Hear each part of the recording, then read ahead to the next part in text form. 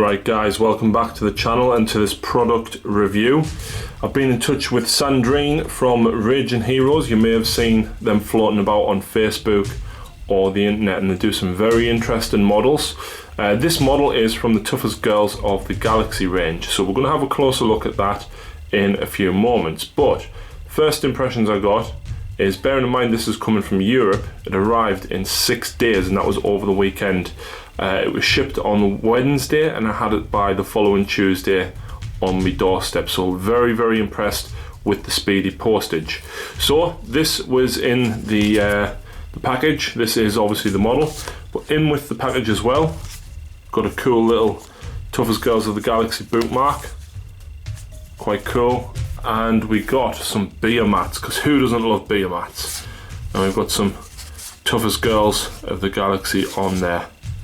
Very cool indeed. So thank you very much, Sandrine, for sending those over, muchly appreciated. But let's get to the model now. You can probably see this model looks very much like a Dark Eldar homunculus, and the plan is to replace this homunculus in my Dark Artisan formation, and of course the namesake of the channel. So let's have a look inside.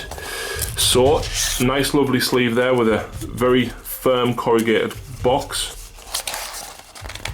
And we've got some parts in there, so they must be the spare parts. They look like the tentacles off the bottom, because who doesn't love tentacles? And then we've got bubble wrap. Let's have a look in here. Right, so the models are metal. I know some people don't like metal, but I don't mind working with metal at all. And actually, if we get quite close to this, the sculpt is actually pretty detailed. There's not that much flashing on it either to take off. There's a little bit around the corners and stuff here, but that's pretty much it. I'm thinking, due to the weight of the model, I might potentially put her on a 32mm base instead of the 25.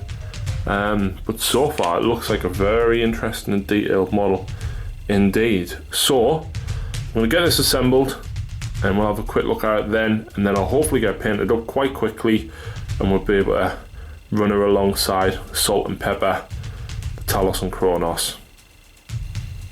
Right, here we go guys. She is all built, and what a model. Absolutely cannot wait to get her painted up and use her as the centre of the Dark Artisan formation. She's going to look fantastic. I love all of the tentacles that she's got around here. She's got little pipes and tubes going into her back piece, which is similar to all the little canisters that the homunculus got. She's a little bit more mechanical with some of the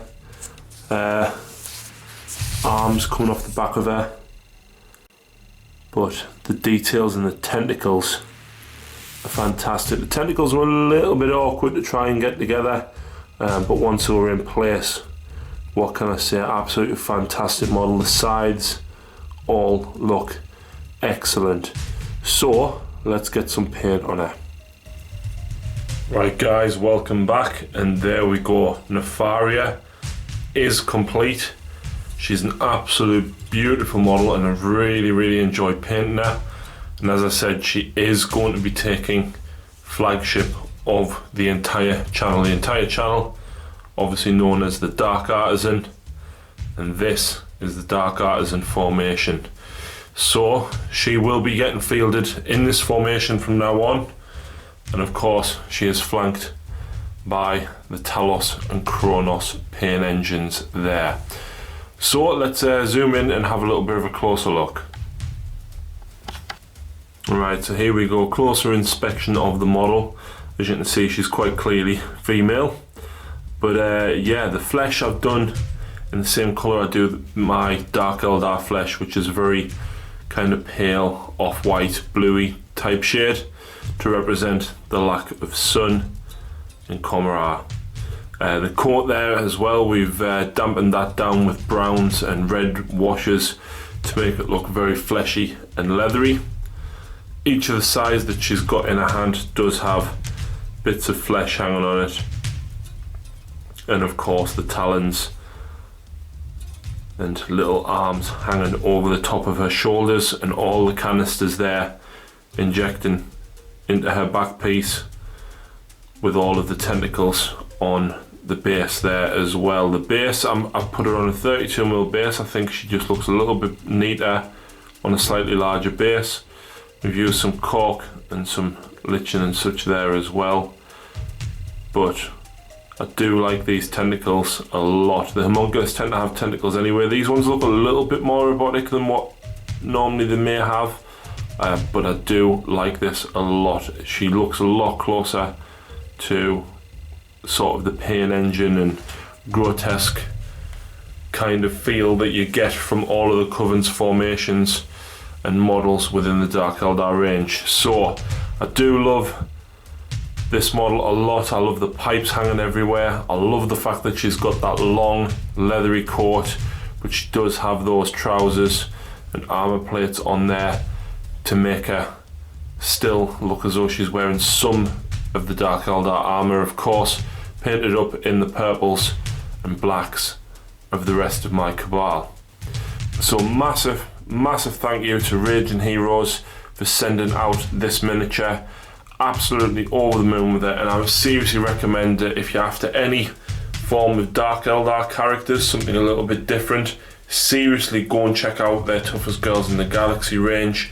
There's loads of other miniatures for other ranges as well, but obviously me being a Dark Eldar player, these ones really stood out at me.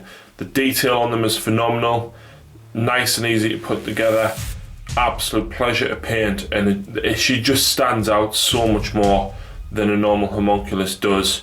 And I've got no doubt that I will be asked questions about who she is and where she's from when I field the Dark Eldar forces. So I hope you've enjoyed this product overview. Like I said, please go and check out Raging Heroes. I will certainly be making some purchases from them. So thanks very much for watching, guys, and we'll see you next time.